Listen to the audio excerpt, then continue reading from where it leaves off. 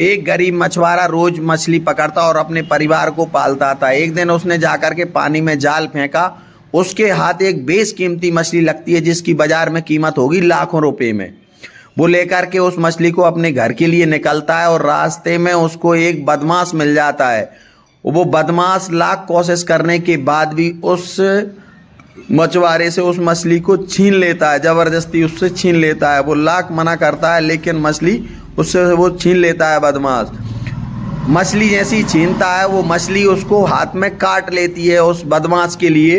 वो बदमाश जाकर के अपने घर जाके सो जाता है और डॉक्टर को जाकर के दिखाता है। डॉक्टर कहता है 3 दिन बाद आओ। डॉक्टर जैसे ही दूसरे दिन आकर के पट्टी खोलता है, तीसरे दिन तो घाव वैसा का वैसा रहता है।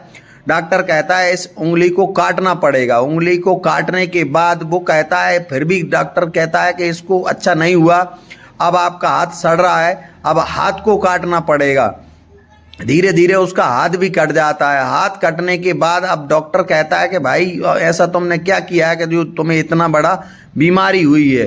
वो 4 लोगों के साथ ऐसे ही जा रहा था। 4 लोग कहते हैं भाई तुमने किसी का बुरा तो नहीं किया। लेकिन जब फिर वह मछुआरे को समझ में आती है कि मैंने एक गरीब मछुआरे की मछली छुड़ाई थी, इसलिए मेरे साथ हो रहा है ये, तो वो कहता है उसके हाथ पैरों में जाकर गिरिए, वो आपको माफ़ कर देगा, हो सकता है आप अच्छे हो जाएं हमेशा के लिए।